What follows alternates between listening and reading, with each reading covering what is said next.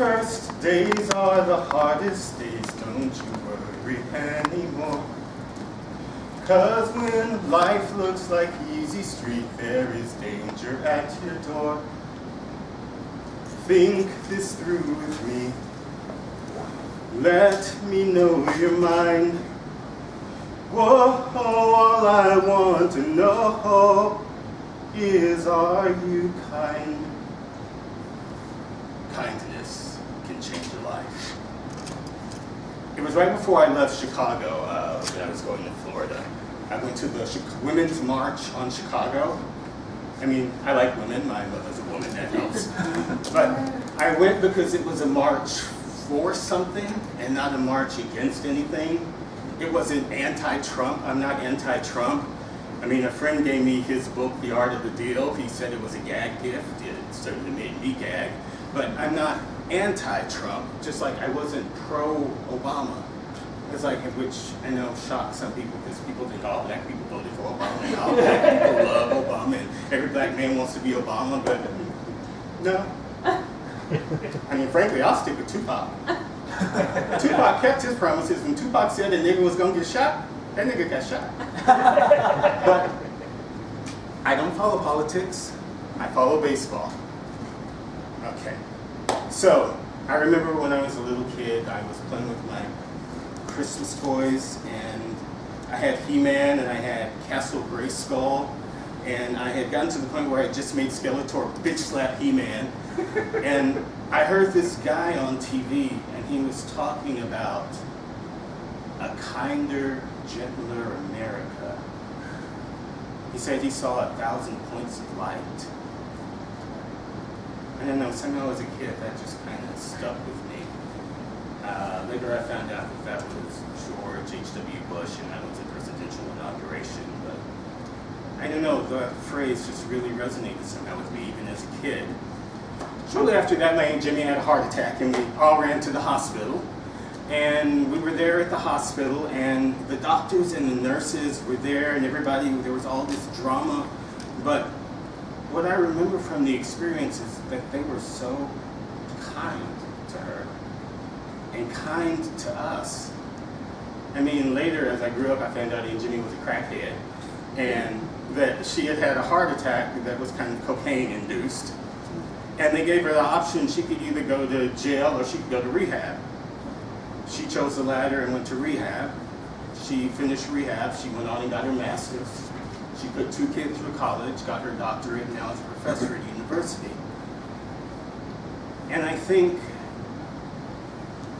maybe it was because of the kindness of those doctors and nurses that gave her the courage to make those next steps forward. Because, see, I think kindness can change a life.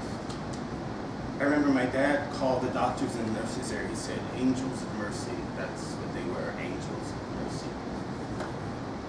So, anyway, I come back to Chicago after being in Florida for a while, and the most amusing thing about being in Florida is that Chicago makes the news everywhere.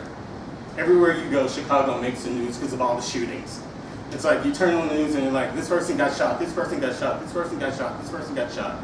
And it was just like, one of the statistics that I heard was that there were over 4,500 shootings in Chicago.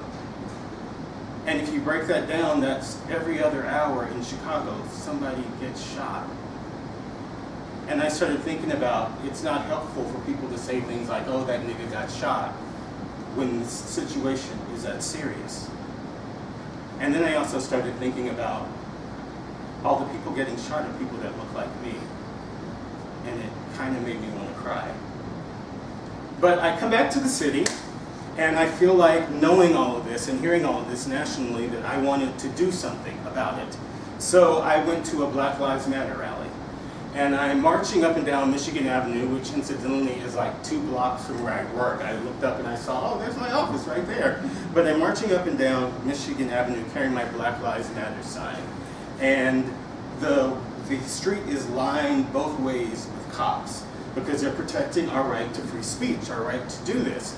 And I'm marching and we're chanting and there are people trying to get at us from both sides. And I look at the wall of people and my eyes catch one of the policemen who happened to be a white policeman, and I don't know, something within me changed at that moment, because it's an atrocity, it's almost a genocide of what's going on here in Chicago. And yes, Black Lives Matter, but when I looked in that officer's eyes, I realized that all lives matter. And the problem is much bigger than anything we can reduce it to. And the kindness in his eyes, it really kind of changed my life somehow. It's funny, I read the Bible a lot, and it talks about the Israelites, and it talks about the land, they're going to the land overflowing with milk and honey, and that's a King James Version. But when you break it down and go back to the root of it in the Greek and the Aramaic, that idiom, land of milk and honey, milk is often translated as kindness. And when I heard that, it was kind of like, for me, the debate is over. You see, I'm done crying over spilled milk. This is a land where the milk of human kindness is overflowing here in Chicago, and I'm not crying over it anymore. I'm going to celebrate it. It's like we are the first state east of the Mississippi that allowed women the right to vote in a presidential election. We are the city where African Americans came during the Great Migration from north, south, east, west, because Chicago promised hope and freedom and promise. We are the state that actually built the first skyscrapers. So I challenge you today, when somebody starts talking about all the bad things about Chicago and all what's wrong with Chicago, that you remember what's right with it. We are a kind people. We are a land overflowing with milk and honey. I don't know, I think maybe sometimes I'm a little optimistic, but I often picture a kinder, gentler Chicago. You know, I see 1,000 points of light. In fact, I think 1,000 points of light is just the beginning. Go Cubs.